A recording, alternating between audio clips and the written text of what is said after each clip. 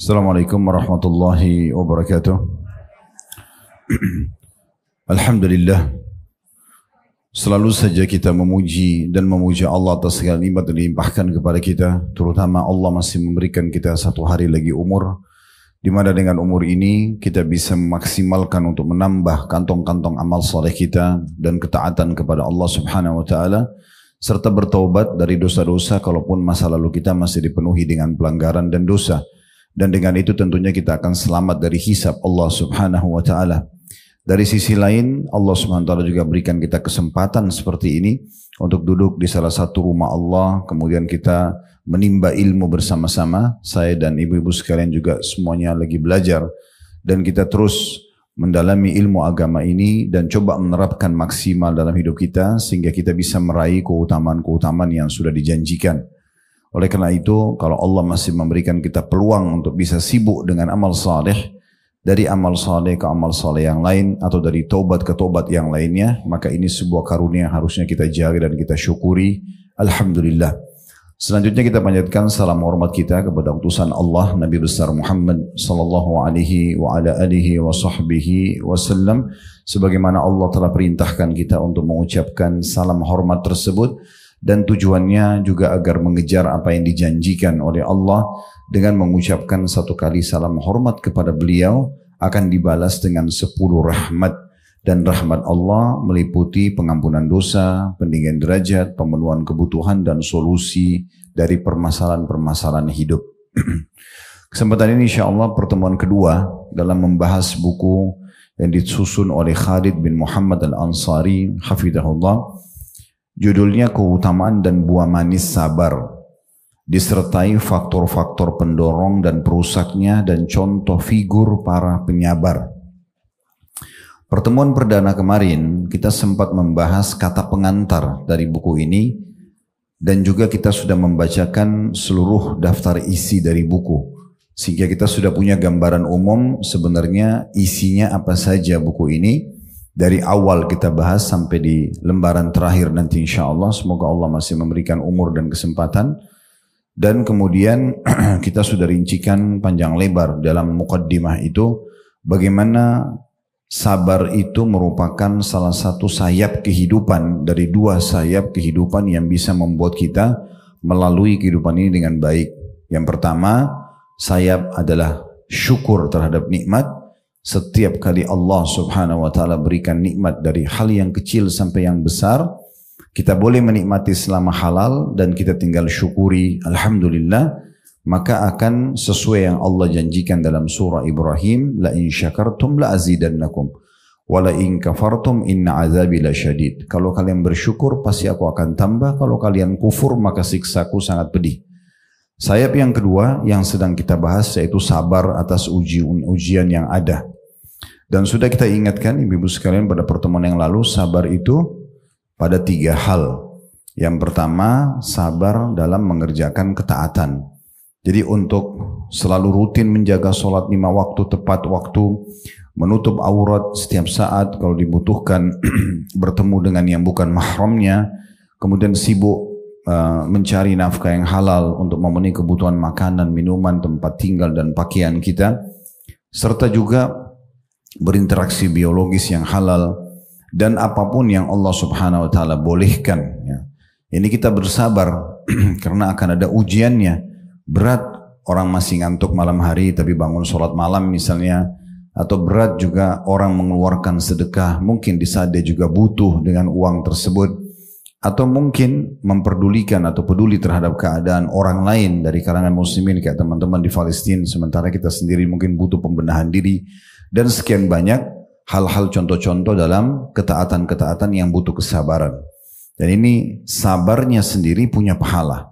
Jadi kalau ibu-ibu mengerjakan satu ketaatan kayak sholat, puasa, zikir, baca Quran, duduk majelis ilmu, haji dan umroh dan apa saja ketaatan, itu ada pahala masing-masing. Sabarnya kita untuk komitmen menjaga ibadah tersebut, setiap ada kesempatan dan perintah kita kerjakan, maka itu ada nilai pahala ekstra. Begitu juga yang kedua, sabar terhadap meninggalkan dosa-dosa. Karena kita semua punya peluang berzina, berbohong, menipu, membunuh dan segala macam pelanggaran. Itu pasti terlintas dalam hidup kita dan kita punya peluang besar untuk itu. Tapi kalau kita bersabar, kita tidak mau mengiyakan negosiasinya syaitan untuk mengajak kita terjerumus dalam pelanggaran, maka ini namanya sabar yang kedua. Ya, sabar ini juga ada nilai pahalanya sendiri. Kalau masih ingat saya sempat sebutkan Abdullah bin Umar radhiyallahu anhuma, sahabat ini berkata, saya meninggalkan 1 dirham yang haram, pendapatan yang jelas tidak bisa diambil, 1 dirham saja lebih saya sukai daripada saya bersedekah 100.000 dirham. Kalau Abdullah bin Umar melihat malah mengejar meninggalkan yang haram itu lebih besar pahalanya dari mengerjakan ketaatan. Jadi meninggalkan penawaran 1 dirham haram. Kalau kita mungkin 10.000 rupiah, 1.000 rupiah tapi haram. Itu lebih kita tolak nih. Enggak, saya enggak mau karena ini haram atau ini syubhat. Itu lebih besar pahalanya dibandingkan kita bersedekah dengan 100 juta rupiah misalnya. Itu butuh kesabaran. Ya, karena setiap orang yang kita pasti akan terlintas godaannya. Kemudian yang ketiga baru sabar secara umum terhadap ujian harian. Kayak ibu sakit, lapar, haus, gangguan orang. Nah kebanyakan orang-orang menjelaskan tentang sabar di poin ketiga ini saja. Padahal sebenarnya sabar masuk di 3 poin tadi. Sabar mengerjakan ketaatan, sabar dalam meninggalkan dosa, dan sabar dalam ujian harian. Dan untuk memahami bahwa sabar ini adalah sebuah perangkat dalam hidup kita dan senjata terbaik untuk menghadapi permasalahan, kita harus tahu tidak ada orang yang luput dari ujian. Siapa di antara kita yang tidak pernah lapar, tidak pernah haus, tidak pernah keselio, tidak pernah sakit kepala, tidak pernah sakit gigi, tidak pernah diganggu orang, tidak pernah rugi, tidak pernah ditipu. Semuanya pasti akan terlalu dalam hidup kita, gitu kan? Maka ujian ini akan datang. Andai saja cuma kita sendiri yang diuji oleh Allah, mungkin wajar kita tidak sabar. Tapi semua orang akan diuji hal yang sama. Tinggal bagaimana kita menerima itu sebagai keputusan Allah, lalu kita ikhtiar mencari jalan keluarnya. Jadi kalau kita berikan gambaran sabar sederhana adalah ibu menerima keputusan Allah yang sudah terjadi. Misal kita bangun tidur, sudah flu. Udah kita langsung terima, oh Allah lagi uji saya. Gak perlu kita salahin AC yang semalam dingin, tidak perlu kita salahin suami ibu mungkin yang kecilin AC-nya, atau mungkin ibu karena semalam pakai baju yang tipis, atau itu alasan semua. Tidak ada manfaatnya untuk disebutkan karena sudah terjadi. Yang benar adalah, oh Allah lagi uji saya. Saya terima keputusan ini, kemudian ikhtiar, minum teh hangat, minum obat, konsul sama dokter. Nah itu namanya sabar, ya. Kita utangkan uang kepada orang, lalu tiba masa waktu jatuh tempo kita tagih. Lalu orang itu belum bisa bayar atau belum mau bayar. Di sini butuh kesabaran. Kita ambil ini sebagai ujian dari Allah, lalu tetap ikhtiar. Ikhtiar itu misalnya tetap kita tagih lagi. Mungkin ada orang yang mau laporkan orang itu ke polisi, itu ikhtiar. Dan itu masih masuk dalam bab sabar. Masih masuk dalam bab sabar. Yang penting ibu bisa menerima dulu ujian tersebut. Dan salah satu bentuk pahala yang maksimal dalam ujian adalah tidak berkeluh kesah kepada manusia. Kita sudah jelaskan juga pada pertemuan yang lalu, ibu kalau mau bicara sama manusia hanya sebatas konsultasi dan hanya kepada ahlinya saja. Sakit pada dokter, masalah-masalah agama itu kepada ustadz atau ustazah, masalah bangunan kepada arsiteknya, ya. Atau misalnya desain interiornya atau yang sejenisnya, gitu ya. Seperti itulah. Jadi hanya bicara pada ahlinya dan itu pun konsultasi. Misal kepada dokter, dok kepala saya sudah 3 hari sakit, saya susah tidur, kira-kira apa obatnya? Nah itu konsultasi namanya, ya. Sama ustadz pun begitu. Suami saya ucapin kalimat talak dalam keadaan marah, jatuh nggak sih talaknya? Nah itu ditanyakan hukumnya, itu namanya konsultasi. Begitu juga dengan kepada arsitek dan seterusnya. Kalau curhat, tuangkan semua permasalahan, menceritakan awal kisah sampai akhir kisah, atau bagaimana keadaan hiruk-pikuknya kita melalui ujian yang sedang ada, ini hanya kepada pencipta saja, Allah subhanahu wa ta'ala. Jadi kita sebutkan itu sebagaimana diceritakan dalam Al-Quran. Nabi Ayyub alaihissalam waktu beliau diuji penyakit yang menular, ya, kepada Allah SWT ujikan kepada dia, maka dia hanya mengatakan kepada Allah saja. Dia mengatakan Rabbi anni massani yadhur wa anta arhamur rahimin. Wahai Zat yang Maha Pemurah, ya Allah, Engkau telah mengujiku dengan penyakit ini dan Engkau adalah Zat yang Maha Pengasih lagi Maha Penyayang. Artinya, saya keluhkan ini ya Allah, tapi saya tetap bisa menerima. Dan saya yakin dengan kemahakasihan-Mu, Engkau akan bisa menyembuhkanku. Maka seperti itulah sebenarnya. Kami sudah titik beratkan pada pertemuan yang lalu itu ya.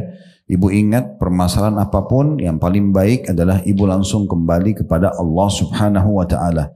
Kalau nikmat sedang ada, yang ciptakan kita Allah, yang ciptakan nikmat itu Allah, yang bisa pertahankan hanya Allah. Kalau kita sedang diberikan ujian, yang ciptakan kita Allah, yang ciptakan ujian itu Allah, yang hanya bisa memberikan solusinya Allah. Makanya dalam riwayat yang sahih disebutkan, baginda Nabi SAW itu beliau kalau punya permasalahan apapun, padahal beliau seorang Nabi, beliau juga hadapi masalah-masalah seperti kita, dari lapar, dari haus, dari gangguan orang, kemudian butuh sesuatu bantuan sampai beliau pernah berhutang gitu ya. Beliau selalu menuju ke sholat, beliau selalu menuju ke sholat. Wudu, sholat hadap kiblat, tuangkan semua dalam sujud, atau setelah sholat kita berdoa kepada Allah Subhanahu wa Ta'ala. Ibu kalau sabar dalam ujian-ujian yang datang, maka pahala kita sangat besar. Ini saya ingatkan kembali yang kita bahas di kata pengantar itu di halaman 1, 2, yang halaman 3-nya. Kalau yang pegang buku ya, itu ada Ats-Tsa'labah Al-Khursyani radhiyallahu anhu berkata, Nabi SAW bersabda, hadis ini sudah kita bacakan pertemuan yang lalu, saya ingatkan kembali agar connect dengan bahasan hari ini ya. Kata Nabi Muhammad SAW, inna mi waraikum ayyamas sabr. Sesungguhnya nanti ada hari-hari dalam hidup kalian membutuhkan kesabaran ekstra. Butuh kesabaran ekstra. Setiap orang pasti akan diuji, tergantung Allah mau uji dia seperti apa. Itu hari-hari yang butuh kesabaran. Karena berkeluh kesah pun tidak akan memberikan jalan keluar. Ya. As-sabru fihinna kaqabdi 'alal jamri. Sampai pada level karena ujian itu berat, seseorang di antara kalian yang sedang melaluinya seperti sedang memegang batu bara. Jadi bara api, kalau kita pegang bara api panas, nah seperti itu kita memegangnya. Karena sakit sekali badannya, sakit hatinya, pikirannya jadi galau. Tapi itu butuh kesabaran. Karena kalau kita keluh kesah pun tidak akan memberikan jalan keluar. Sebelum kita lanjutkan hadisnya, saya ingatkan kembali kami sampaikan pada pertemuan yang lalu perkataan Umar radhiyallahu anhu. Beliau bilang begini, orang yang sedang diuji oleh Allah terbagi dua. Yang satu bahagia, yang satu sengsara. Siapapun lagi diuji, kita pun masuk di dalam perkataan ini. Orang yang diuji oleh Allah terbagi dua. Ada yang bahagia, ada yang sengsara. Kalau yang bahagia adalah orang yang bisa menerima keputusan Allah. Tadi saya kasih contoh, ibu bangun tidur flu. Ibu keluar tiba-tiba mendung, hujan deras, gak jadi. Atau mau janjian sama orang batal, proyeknya batal. Ya, proses pengobatannya gagal, harus pindah ke dokter lain atau rumah sakit lain misalnya. Kan? Maka kalau itu datang, ini orang yang bahagia, ibu terima dulu. Terima sebagai keputusan dari Allah. Dengan menerimanya kata Umar, maka orang ini akan bahagia. Karena dia dapat pahala. Ya, karena menerima keputusan Allah. Kemudian yang kedua dia mudah melaluinya. Dan yang ketiga dia dapat jalan keluarnya. Ini orang yang bahagia. Ibu bangun pagi tadi flu. Kita kembali ke contoh ini supaya mudah difahami. Kalau ibu jalani apa yang Umar bilang, oh Allah lagi uji saya. Berpahala. Mirip ibu kalau kerja di perusahaan, pimpinan perusahaan kasih satu peraturan. Mau nggak mau kita ikutin, kalau enggak kita dikeluarkan. Misal. Maka orang yang bisa menerima, dia bisa jalan dengan perusahaan itu. Kan gitu. Dia terima dulu, maka dia dapat pahala. Yang kedua dia mudah melaluinya. Karena ibu menerima, oh Allah lagi uji saya flu. Ya udah, kita jadi mudah melaluinya. Karena kita sudah tahu itu ujian. Kemudian yang ketiga, dia akan dapat jalan keluarnya. Ini golongan pertama yang bahagia kalau didatangkan padanya ujian. Karena dia bisa menerima. Maka dia dapat pahala, dia mudah melaluinya, dia juga dapat solusinya. Yang kedua orang yang sengsara. Dia berkeluh kesah. Semua, walaupun cuma flu, saya kasih contoh yang lalu kalau masih ingat, satu kampung tahu. Semua orang disampaikan. Saya lagi flu loh, saya lagi flu. Semua grup WA isi, dia flu. Kalau perlu dikirim foto hidungnya yang sudah merah. Gitu. Nah ya. Jadi akhirnya dia seperti tidak menerima itu. Kata Umar, orang seperti ini bisa berdosa. Berdosanya kenapa? Karena dia seperti mengeluhkan Tuhannya yang menguji dia pada manusia. Ini lihat nih, Allah lagi uji saya. Jadi seakan-akan ya menolak takdir itu. Dia bisa berdosa. Orang kan kalau nolak takdir berdosa. Dia sulit melaluinya. Dan dia tidak dapat jalan keluarnya. Ini orang yang sengsara gitu. Maka opsinya apa? Sabar. Gak ada opsi lain. Kalau ujian sedang datang hanya sabar, gak ada yang lain. Ya, makanya seorang sahabat mengatakan sabar itu ibarat kepala dari badan. Maka bagaimana bisa ada kehidupan tanpa ada kepala? Kan gitu. Baik, saya lanjutkan hadisnya. Apa yang kita dapatkan kalau kita sabar ibu-ibu sekalian di saat ada ujian datang? Kata Nabi SAW, lil amili fihinna ajru khamsina rajulan ya'maluna mithla amalikum. Orang yang sabar di masa itu nanti, hari-hari setelah saya meninggal kata Nabi, kita-kita ini, karena Nabi SAW sudah tidak hidup sama kita. Orang yang sabar pada satu dengan ujian-ujian yang datang gangguan orang, dia sakit, hartanya ditipu, segala macam, dia bersabar, maka akan dapat pahala 50 orang dari kalian, dari sahabat Nabi. Padahal untuk jadi sahabat Nabi ini gak gampang bu ya. Definisi sahabat itu ulama bilang, mereka adalah orang yang bertemu dengan Nabi. Lalu masuk Islam di tangan Nabi di masa itu, atau masuk Islam di masa hidupnya Nabi. Setelah lihat Nabi ya, ketemu atau lihat Nabi, kemudian meninggal dalam keadaan Islam, baru dikatakan sahabat. Kalau pernah dengar namanya Uwais Al-Qarni, ya, ini salah satu orang soleh yang ada dari Yaman, ya.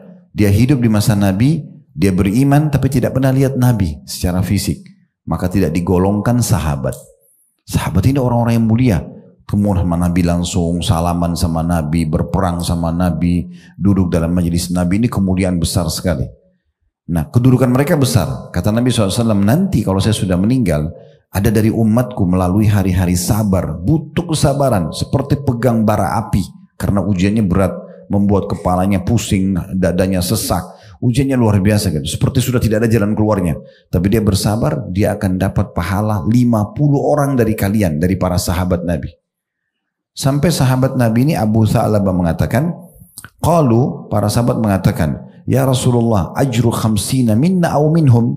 Apakah yang anda maksud 50 pahala dari kami atau dari mereka? Kan mereka hidup di masa itu.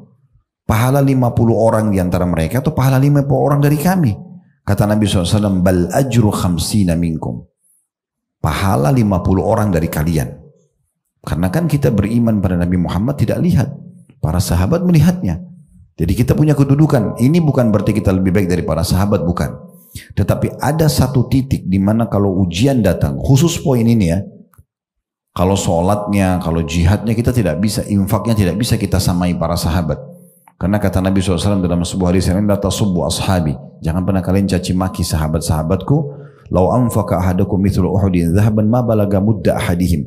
Karena kalau salah seorang dari kalian menginfakkan seperti gunung Uhud besarnya emas semua di jalan Allah, tidak akan bisa mencapai sedekah satu mud, satu genggaman tangan dari mereka. Karena besarnya pahala mereka. Tapi khusus pintu ujian, ini kalau kita sabar, bisa mendapatkan pahala 50 orang sahabat. Oleh karena itu memang ya sesuai kadarnya ya. Bahkan ibu-ibu nanti yang diuji sama Allah dan bisa bersabar, tidak banyak berkeluh kesah, konsultasi hanya pada ahlinya, nanti curhatnya hanya kepada Tuhannya, di sholat malamnya, di doanya, lagi tawaf, lagi sa'i misalnya, maka orang seperti ini nanti dia akan ya, sangat gembira mendapatkan balasan pada hari kiamat nanti. Sampai ada sebuah hadis, ini saya belum sebutkan pada pertemuan yang lalu ya, tiba-tiba terlintas sekarang tentang masalah bab ujian. Kata Nabi SAW, nanti orang yang ujiannya lebih sedikit dan lebih ringan di dunia, pada saat melihat orang yang lebih berat dari dia ujiannya di dunia dan diberikan pahala melimpah, hanya bersabar berapa hari, berapa bulan, beberapa kali kasus, toh juga fa inna ma'al usri yusra, di setiap kesulitan ada kemudahan. Berapa banyak permasalahan kita lalui, toh kita sudah akan dapat atau kita sudah temukan jalan keluarnya ya.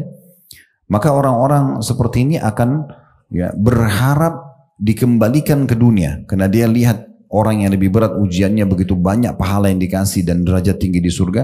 Yang sedikit ujiannya berharap dikembalikan ke dunia untuk digunting-gunting kulit mereka, terus mereka meninggal lagi. Artinya mereka cari ujian yang paling berat, berharap kembali ke dunia supaya diberikan pahala dari sabar itu. Ya, jadi memang tidak akan dapat pahala sabar kecuali dengan ujian. Ya, nah itu yang penting untuk digarisbawahi. Dan ini sudah kita jelaskan panjang lebar juga pada kesempatan yang lalu di kata pengantar. Sekarang kita akan masuk di muqaddimah ya, di halaman 1. Kalau ibu pegang bukunya. Jadi setelah kita sebutkan kata pengantar kemarin, kita juga masuk ke daftar isi. Kita sudah bacakan semua daftar isi sampai halaman 83 ya. Daftar isinya saja, judul-judulnya. Kita akan masuk di halaman 1 tentang muqaddimah, pembukaan buku ini. Dan semua penulis akan menulis muqaddimah. Semua orang menulis kalau karya ilmiah pasti ada muqaddimah atau pendahuluan bahasa Indonesia ya. Tujuannya orang kalau baca pendahuluannya orang sudah tahu apa yang sedang menjadi kerangka fikir yang sedang dipikirkan oleh penulis yang dia ingin tuangkan. Nah, itu difahami dari pendahuluan itu. Di halaman 1 penulis di sini mengangkat firman Allah Subhanahu wa taala dalam surah Al-Muddathir ayat 1 sampai ayat 7. Saya bacakan firman Allah Subhanahu wa taala yang mulia ini. Ya ayyuhal muddathir kum fa'anzir wa rabbaka fakabbir wa thiyabaka fatahhir war rujza fahjur wa la tamnun tastakthir wa li rabbika fasbir. Artinya, wahai orang yang berselimut. Ini panggilan Allah kepada Nabi Muhammad SAW di saat beliau sedang berselimut tidur, turun firman Allah Subhanahu wa taala ini, wahai orang yang berselimut, bangunlah, lalu berilah peringatan. Tugasmu sebagai utusan Allah. Bangun, bangkit, sampaikan agama Allah itu diterima atau tidak. Dan agungkanlah Tuhanmu, besarkan dalam dirimu. Dan bersihkanlah pakaianmu, sucikan dari segala macam najis dan kotoran, dan tinggalkan segala perbuatan dosa atau keji. Dan janganlah engkau hai Muhammad memberi, bersedekah pada orang dengan maksud memperoleh balasan yang lebih banyak. Dan karena Tuhanmu lah bersabar. Nah, saksi bahasan kita adalah potongan terakhir ya, karena ingin lebih banyak mendapatkan pahala, maka bersabarlah ya, dalam ujian-ujian yang datang ya. Karena ibu kalang kabut, ibu cerewet, ibu tidak terima ya, sama aja harus dilalui gitu. Kalau kita lagi flu, mau ngomel-ngomel, mau ngoceh-ngoceh, mau salahin apapun, tetap akan flu gitu kan. Jadi nggak ada manfaatnya. Solusi terbaiknya sabar udah ya, sabar sehingga lebih mendapat pahala tadi saya bilang, kemudian juga bisa melalui dan juga mendapatkan jalan keluarnya. Baik, penulis menyusun di mukaddimah 4 poin Bu. 4 poin dalam mukaddimah beliau setelah mengangkat tadi firman Allah Subhanahu wa taala surah Al-Muddathir ayat 1 sampai ayat 7. Walaupun saksi bahasan kita adalah akhir ayatnya, ayat ke-7-nya ya, yaitu wali rabbika fasbir, dan ya karena Tuhanmu lah, karena patuh kepada Allah, bersabarlah kalau ujian sedang datang. Poin pertama kata penulis, ya, setelah menulis ayat ini, menaati perintah dan bentuk sabar yang paling sempurna.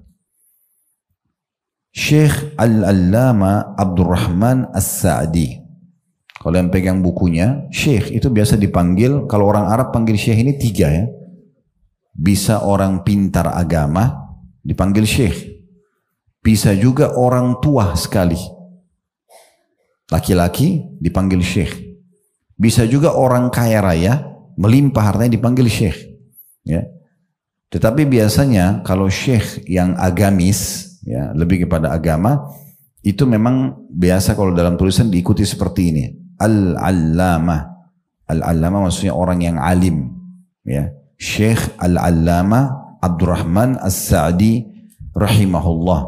Ini salah satu ulama yang hidup di Saudi. Dalam kurung W itu maksudnya wafat Bu ya. Wafat tahun 1376 Hijriah. Kita sekarang tahun 1400 ya, 40 berapa? Nggak hafal. Nah, 1446. ya.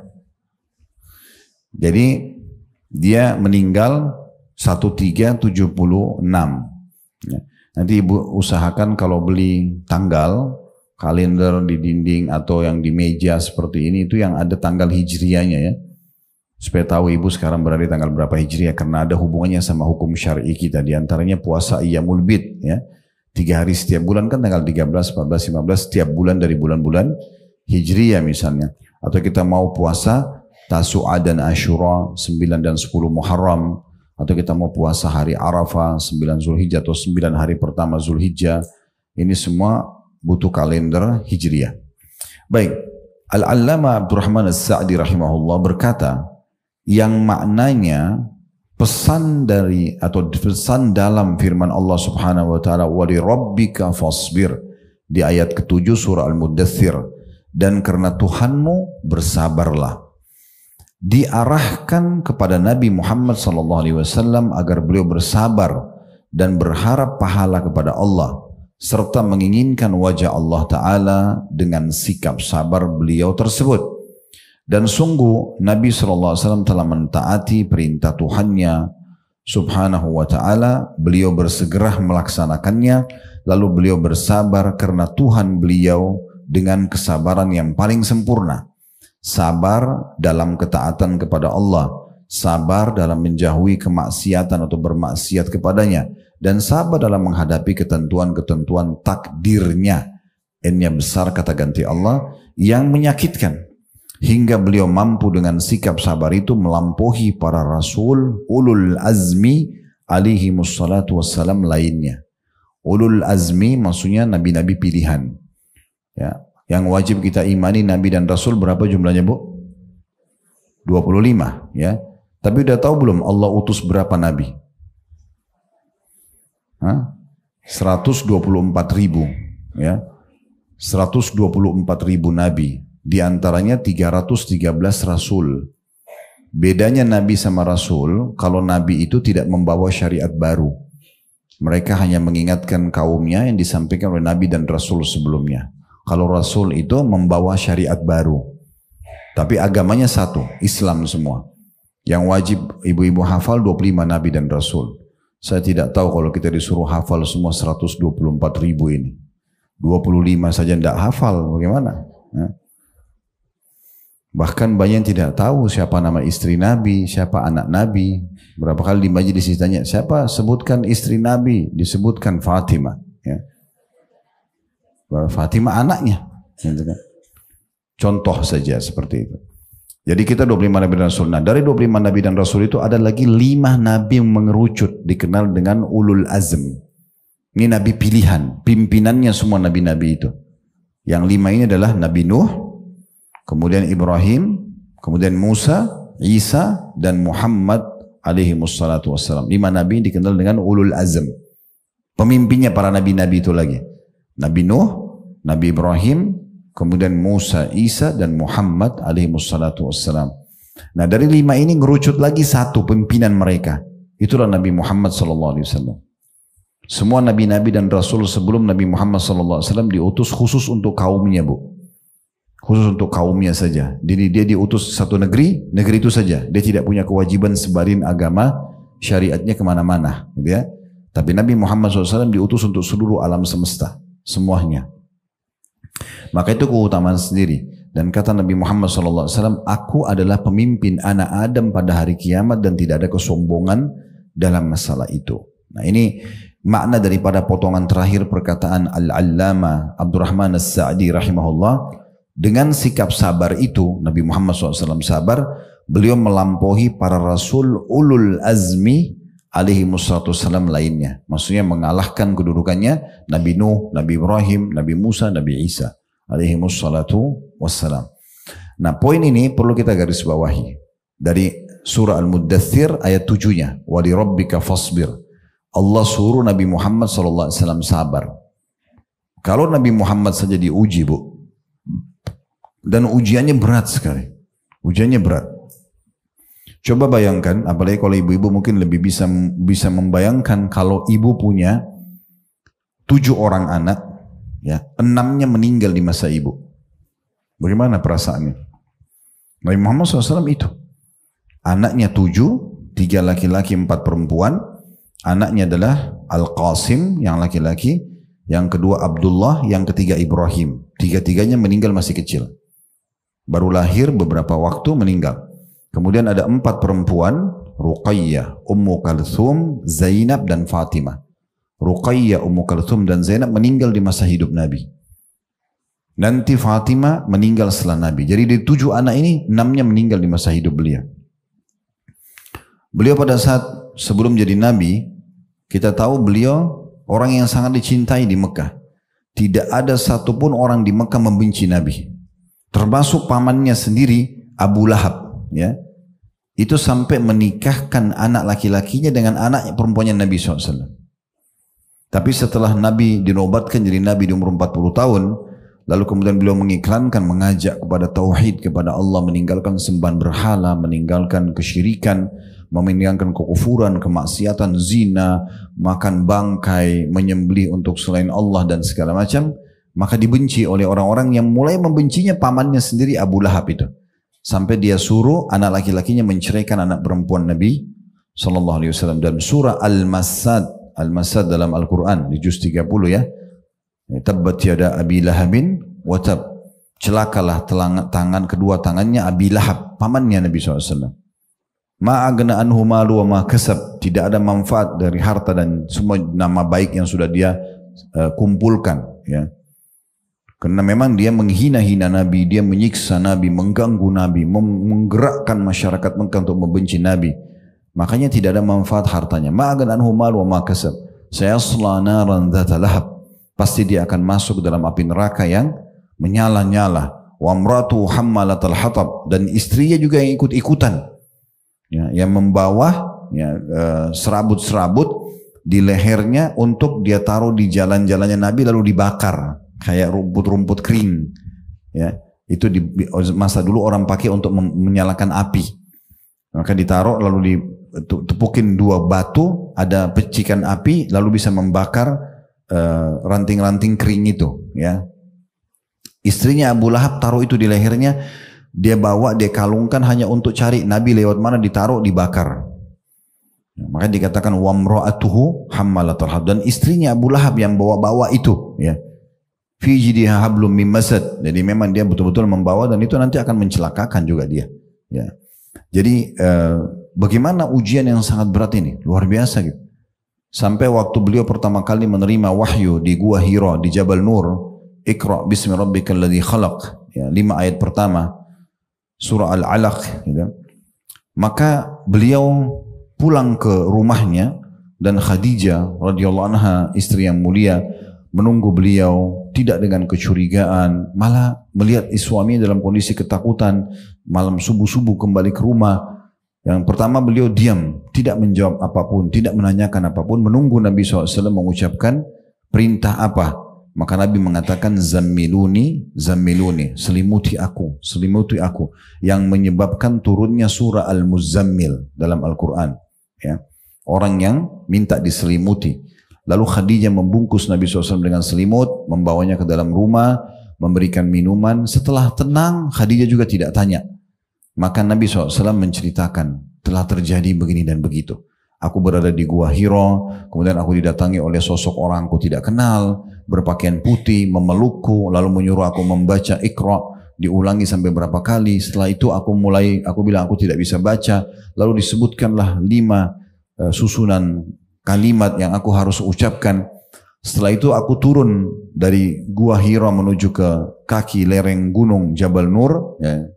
Tiba-tiba aku mendengarkan suara dari langit mengatakan, ya Muhammad, anta Rasulullah wa ana Jibril. Hai Muhammad, engkau adalah utusan Allah, aku adalah Jibril. Lalu kata Nabi SAW, aku angkat kepalaku ke langit, aku melihat Jibril dalam postur aslinya sebagai malaikat. Dimanapun aku pandangkan mataku, di timur, di barat, di utara, di selatan, di situ padan Jibril memenuhi langit, dan Jibril memiliki 600 ekor sayap, yang kalau satu sayapnya dikebaskan bumi ini maka akan bisa menghancurkan bumi ini. Lalu kemudian hilang tiba-tiba. Maka Nabi SAW ketakutan sebagai manusiawi dengan itu. Tapi Khadijah posisinya radhiyallahu anha, seorang istri yang salihah, yang memang pantas untuk menjadi suri tauladan bagi semua muslimah. Dia mengatakan, wahai suamiku, apakah kau berpikir kau akan diberikan sesuatu keputusan atau takdir yang buruk, sementara kau suka silaturahim, kamu membantu orang susah, kamu memenuhi kebutuhan orang-orang, maka tidak mungkin kau dihinakan. Maka Khadijah pun mengajak suaminya Nabi SAW bertemu dengan seorang pendeta Nasrani bernama Waraqah bin Naufal. Waraqah bin Naufal ini sepupunya Khadijah. Dan dia sudah lama menunggu keluarnya Nabi terakhir di Mekah. Karena dia tahu dalam kitab Injil ini tempat keluarnya Nabi terakhir. Maka dibawalah ke sana, Nabi SAW ceritakan. Lalu kata Waraqah bin Naufal, wahai Muhammad, Allahu Akbar, Allah Maha Besar.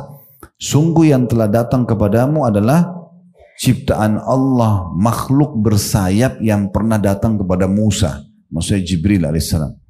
Lalu kata Waraqah bin Naufal, ketahuilah aku akan menjadi orang yang pertama beriman kepadamu di saat nanti kau benar-benar sudah diutus oleh Allah, dan di saat kau diusir oleh kaummu. Nah ini yang kita ingin sampaikan ya, kau diusir oleh kaummu keluar dari kota Mekah ini.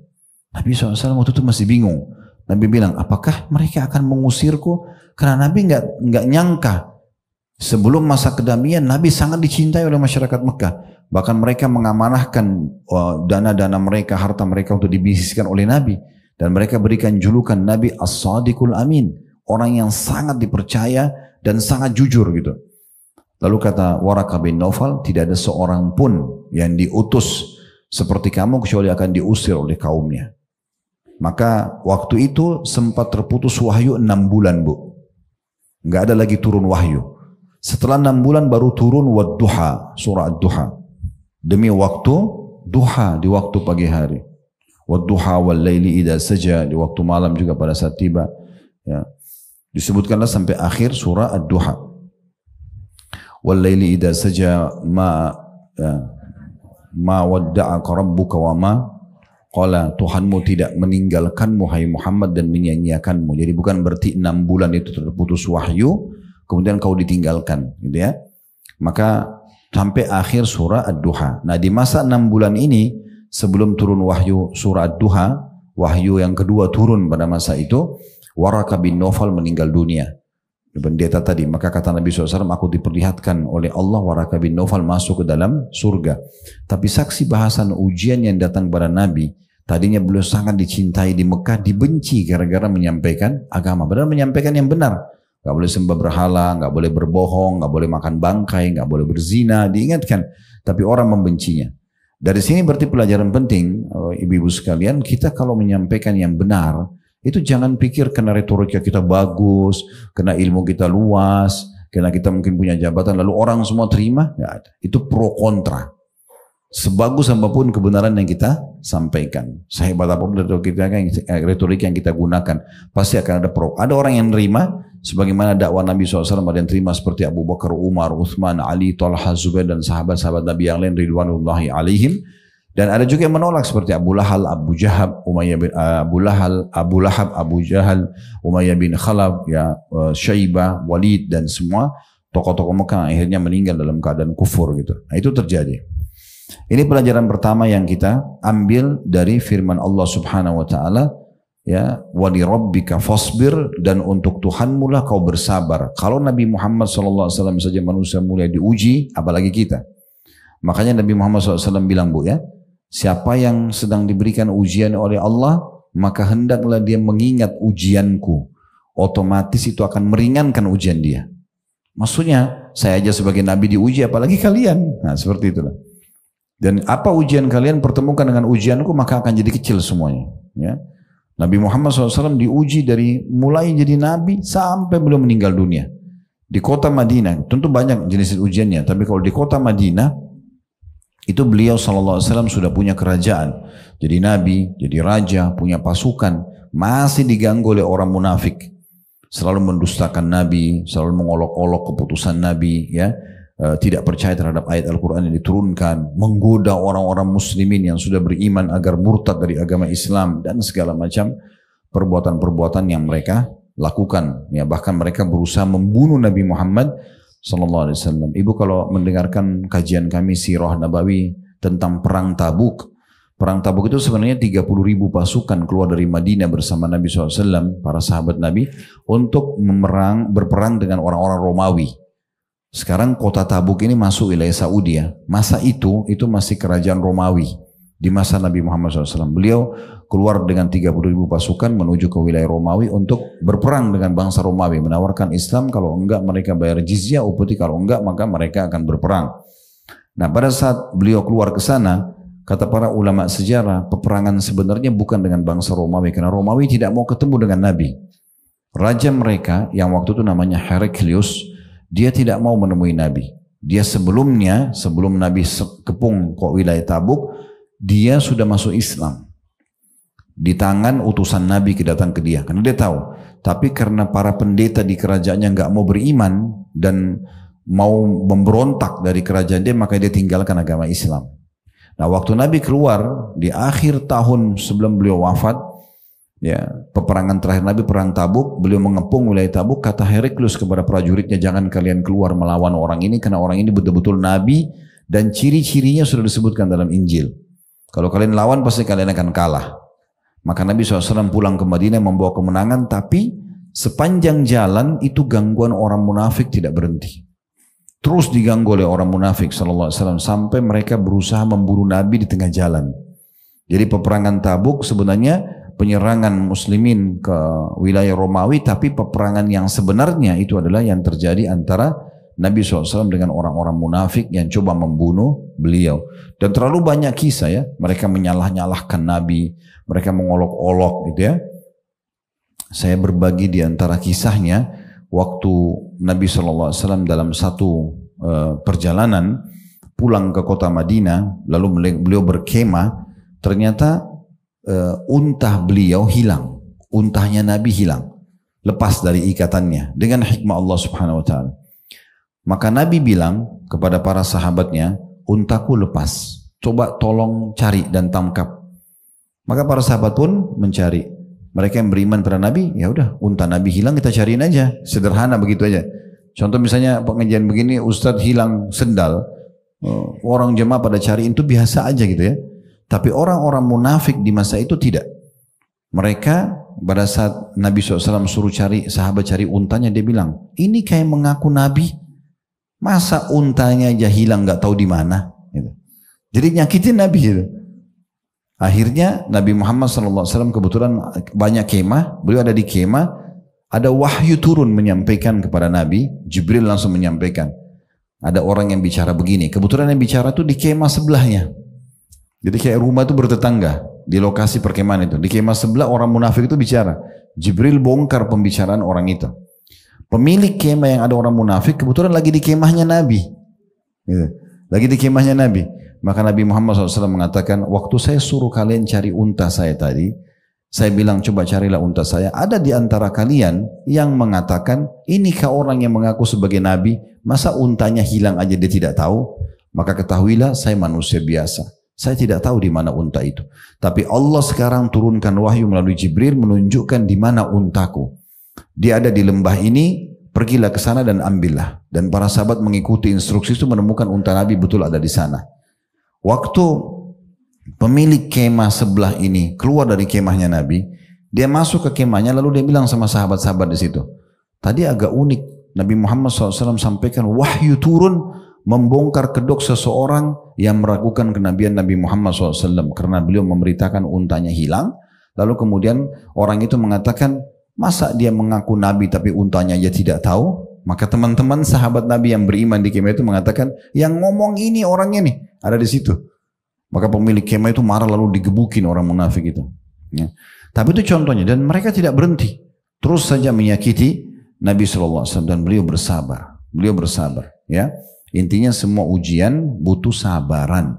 Sabar itu solusi terbaik. Ya. Perangkat terbaik, kendaraan terbaik. Kalau orang sakit, obat terbaik, resep terbaik untuk bisa keluar dari permasalahan. Nah ini pelajaran pertama yang diambil dari Al-Muddathir ayat 7 tadi.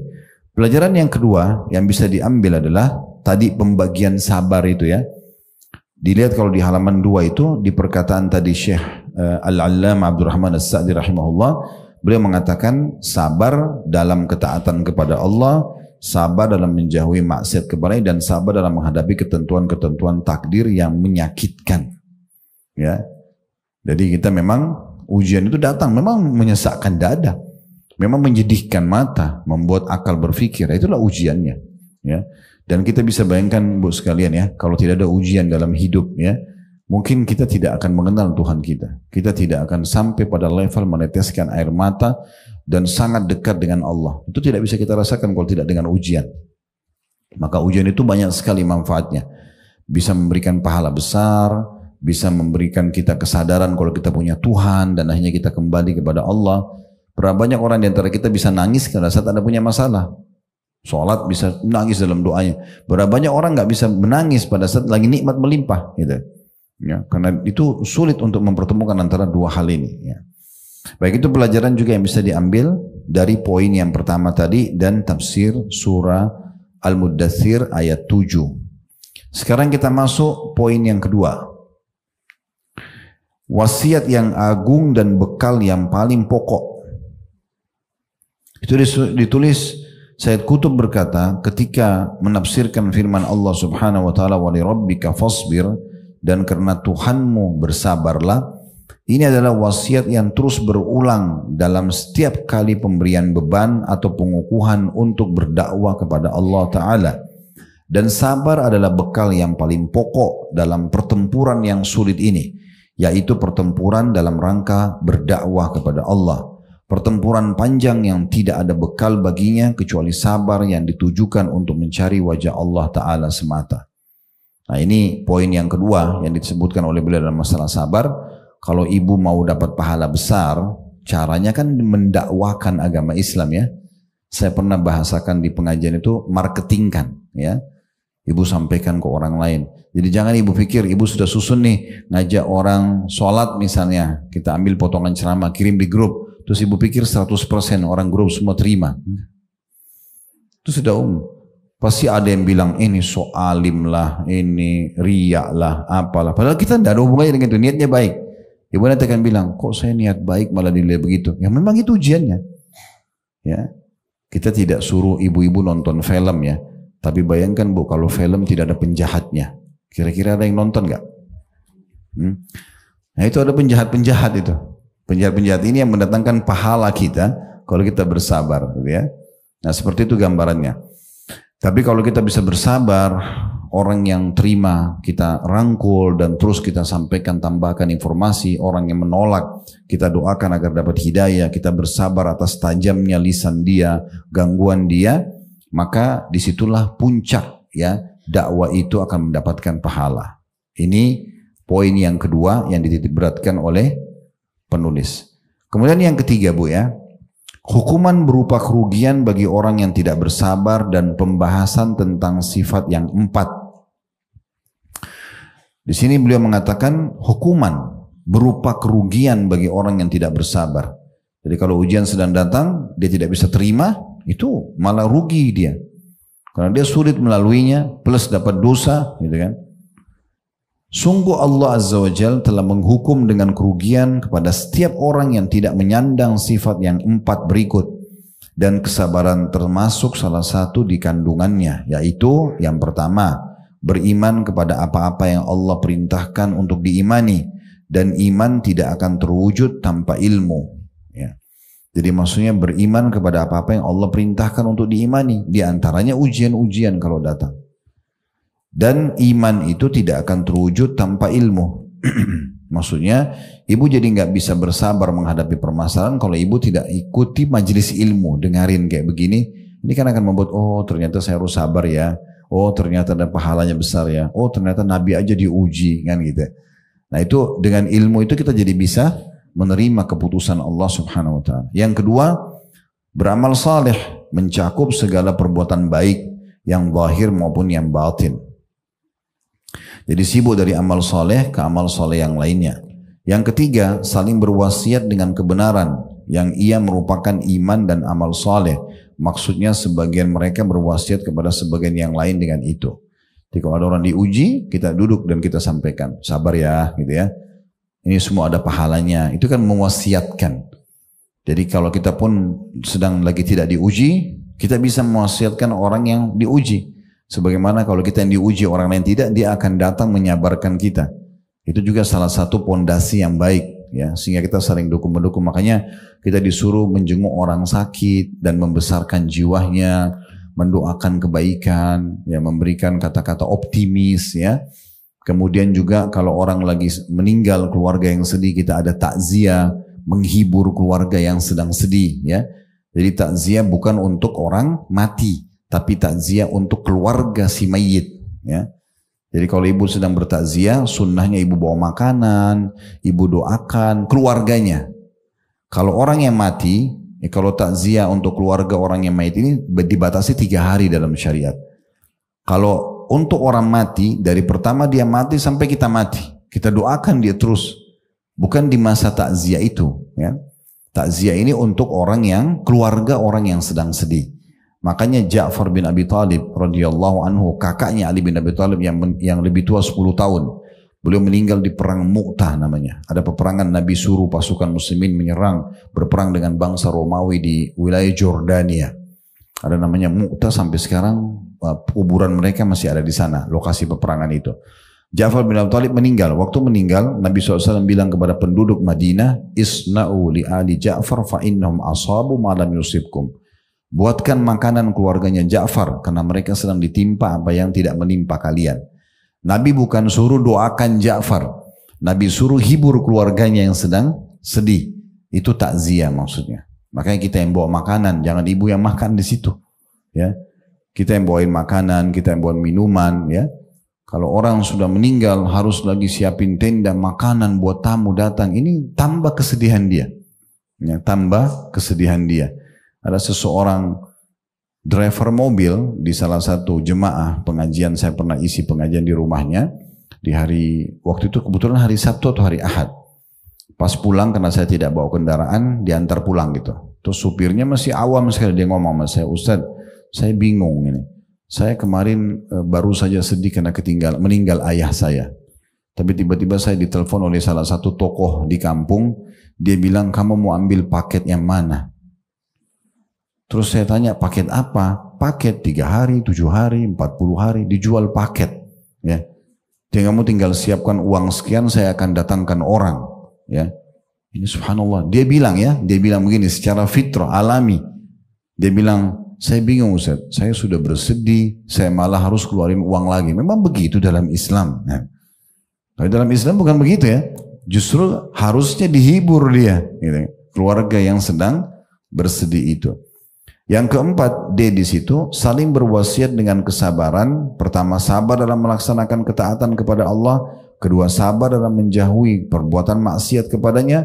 Dan yang ketiga, sabar dalam menghadapi takdir-takdirnya. N-nya besar kata ganti Allah, yang menyakitkan. Jadi selalu di sini memang takdir Allah yang menyakitkan, gitu. Ujian datang, gangguan orang, utang belum dibayar, penyakit belum sembuh, gitu. Usaha belum berhasil, kayak gitu-gitu, ya. Dengan sempurnanya keempat perkara ini, punya ilmu, beramal soleh, saling menguatkan satu sama yang lain, berwasiat kebaikan, dan juga saling mengingatkan agar bersabar di 3 poin, sabar dalam ketaatan kepada Allah, sabar dalam meninggalkan dosa, sabar dalam ujian harian, maka dikatakan dengan sempurnanya keempat perkara ini, seorang hamba menjadi telah selamat dari kerugian, dan beruntung dengan keberuntungan yang besar. Yang terakhir dalam mukaddimah beliau, dan kita tutup dengan ini, nanti kalau ibu-ibu ada pertanyaan silahkan, ya, yaitu Anda tidak akan pernah menggapai kejayaan hingga Anda menelan kesabaran. Tidak bisa kita jaya mencapai target yang kita inginkan kecuali ada ujiannya dulu. Sebenarnya sih dalam kehidupan kita kalau di pendidikan formal, ya, SD, SMP, SMA, kuliah, ada pasti kalau mau naik kelas 2 SD, kelas 3, ada ujian. Kenapa ada ujian? Kenapa gak langsung aja? Untuk menguji dia. Dia ini orangnya benar gak? Serius gak? Belajar gak gitu? Nah seperti itu, ya. Nah dalam kehidupan begitu. Kalau kita sedang diuji oleh Allah SWT, sebenarnya ibu sedang mau disampaikan oleh Allah ke satu level. Ibu sabar gak? Sehingga level itu kita bisa capai. Kita bisa capai. Nah itu yang dimaksudkan. Baik, ini disebutkan yang pertama, Ali Ismail bin Al-Qasim Al-Qali rahimahullah yang wafat tahun 356 Hijriah berkata, Dabatta lil majdi was-sa'una qad balagu jahdan nufusi wa al-qawdunahul uzuru atau uzura, maaf, saya ulangi, jahdan nufusi wa al-qawdunahul uzura waqabadul majda hatta malla aktharuhum wa anaqal majda man awfa wa man sabara la tahsibil majda tamran anta akiluhu lan tablugal majda hatta ta'laqas sabra. Terjemahannya, engkau telah merangkak untuk kejayaan sementara orang-orang yang berusaha dengan berlari. Maksudnya, kalau kamu mau berjaya seperti orang-orang, ikuti cara mereka. Syukuri nikmat, sabari ujian, gitu ya. Tapi sayangnya kamu malah merangkak, kamu tidak berlari seperti mereka. Baru diuji sedikit, semuanya disampaikan, mengeluhkan Tuhannya kepada manusia misalnya. Telah menelan beban kesulitan dan membuang kain sarung tanpa membawanya agar mudah berlari. Maksudnya diingatkan pun tidak mau belajar. Tetap aja, jangan tidak usah keluh kesah, nanti pahalamu berkurang loh. Tidak, tetap diceritakan lagi pada orang lain. Saya pernah bertemu dengan seorang Ustadz Dai, ketemu saya ngobrol. Pada saat ngobrol, dia tidak, entah kenapa tiba-tiba dia masuk ke satu permasalahan yang sedang dia hadapi. Dia rupanya ngajar di satu pesantren, pemilik pesantren ini sahabat dekatnya dia juga, tapi tidak diberikan haknya gitu. Lalu dia keluh kesahkan terus. Dia keluh kesahkan, ini kenapa gajinya sedikit, dia tidak nilai ke pengorbanan saya dan segala macam. Setelah mungkin dia bicara beberapa menit, saya potong dulu. Saya bilang, sebentar, maaf Ustaz, saya bilang gitu. Nah, beliau lebih tua juga dari saya. Maaf, saya bilang, bisa saya ngomong dulu? Dia bilang, ya silahkan, baik. Ini ujian buat antum. Allah sedang menguji. Kalau antum keluh kesah begini, antum tidak ada pahalanya nanti. Antum sudah ngajar di pesantren orang kan, ada pahalanya? Iya. Murid-murid sudah mulai menghafal hadis, Al-Quran atau apa syair Arab yang ditikan, dia bilang iya. Baik, itu kan sudah ada pahalanya. Kalau antum keluh kesah begini, maka jadi dosa. Kalau mau, solusinya saja. Apa solusinya? Tidak cocok dengan bayaran di situ, udah ajukan permintaan gaji. Kalau tidak diterima, keluar saja, cari lembaga lain. Tapi tidak usah keluhkan orang. Misalnya ibu kerja di satu rumah sakit, tidak cocok nih bayarannya. Sampaikan, saya kayaknya sesuai dengan ijazah saya, sesuai dengan potensi saya, pengorbanan saya harusnya menerima sekian. Bisa nggak? Oh nggak bisa, ya udah keluar aja. Dan sudah selesai pindah tempat lain, tenang-tenang aja. Udah anggap itu sebagai ujian. Jangan disampaikan kepada semua orang. Oh itu rumah sakit sana itu nggak kasih gaji saya. Jadi apa yang sedang diujikan oleh Allah sana tidak ada pahalanya. Hanya dengan kita mengeluh masalah itu, ya. Apalagi kadang-kadang ada orang menjelek-jelekkan sesuatu yang tidak perlu, Bu. Contoh misal, ibu mampir ke sebuah masjid. Ini kan masjid Masya Allah bersih ya. Ada mungkin sebagian masjid kotor ya. Mungkin karpetnya kotor, kamar mandinya kotor, mungkin panas ya. Mungkin bangunannya sudah rapuh gitu ya. Kalau ibu mendapatkan kasus seperti yang saya ceritakan ini, maka ambil pesan positifnya. Allah membuat kaki ibu sampai ke masjid itu supaya ibu terlibat. Ibu punya andil, ya. Ibu sumbang, ibu perbaikin, ibu bersihin karpetnya, pasangin AC-nya. Itu pesannya. Tapi banyak orang tidak begitu. Wih, masjidnya kotor, masjidnya jorok. Yang dia sedang hina ini rumahnya Allah.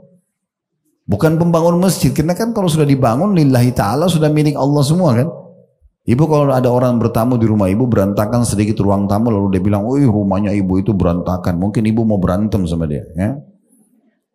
Bagaimana dengan rumahnya Allah? Kotor, jorok. Tidak cukup di situ. Ketemu sama temannya. Kamu nanti kalau sholat di Gandaria itu jangan mampir di sholat masjid situ ya. Kotor itu. Nah, jadi dia tambah jorok-jorokin itu. Ya.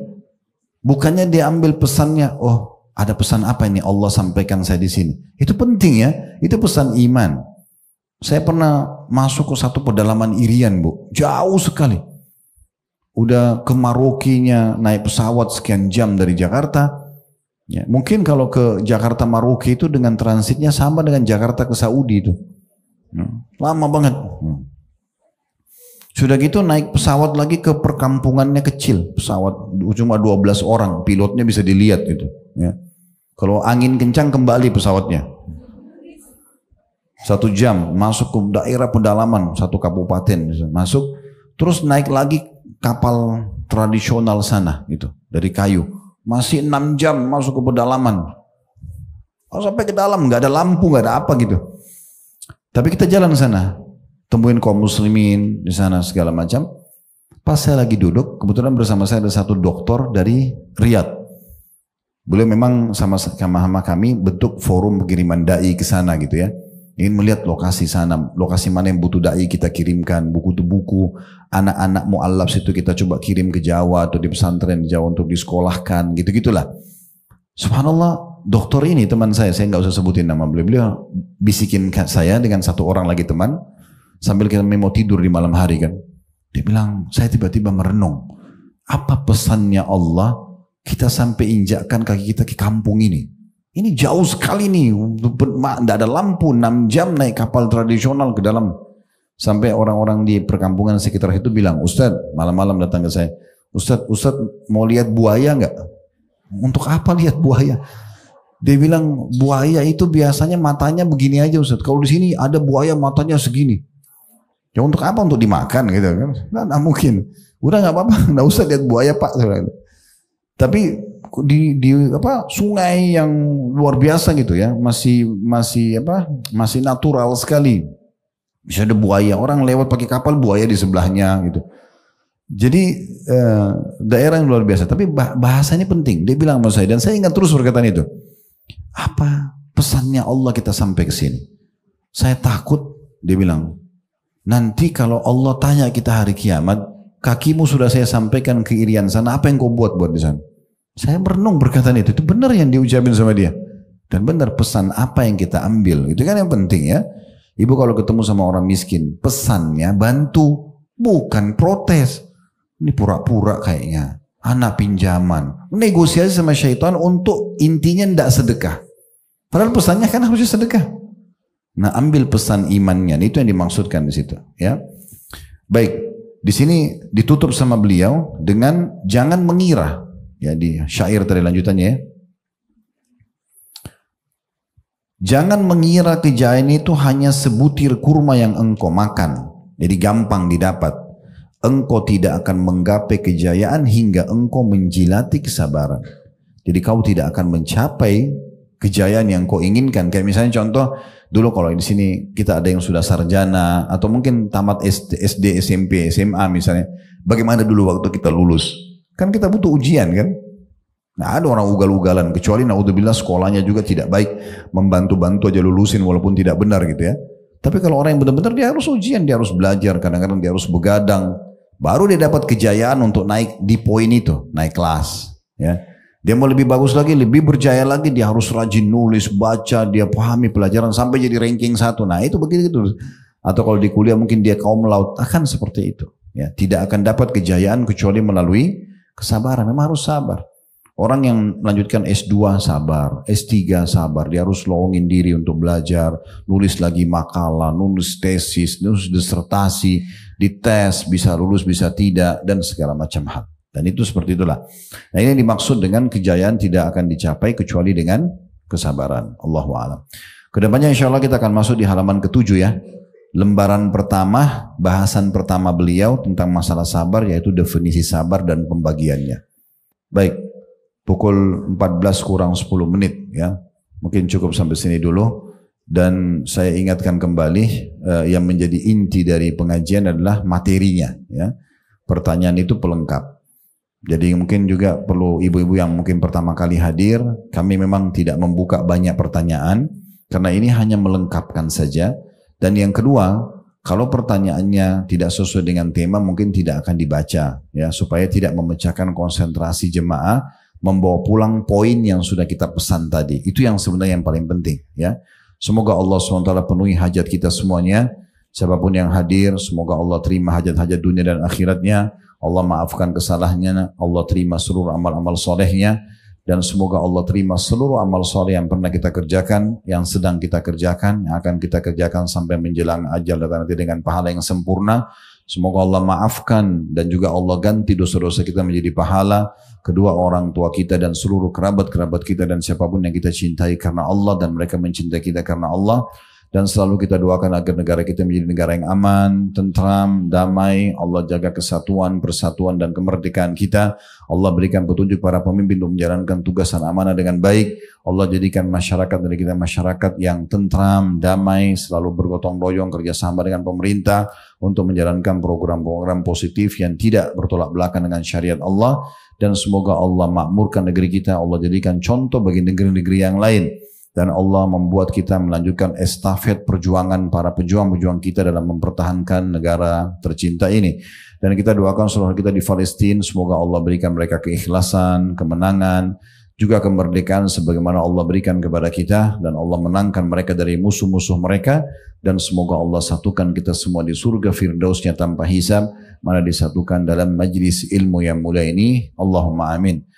Kalau ada benar dari Allah, ibu bisa ambil dan amalkan. Kalau ada salah dari saya, tolong dimaafkan dan tidak usah diamalkan. Subhanakallahumma bihamdika, asyhadu an la ilaha illa anta astaghfiruka wa atubu ilaik. Wassalamualaikum warahmatullahi wabarakatuh.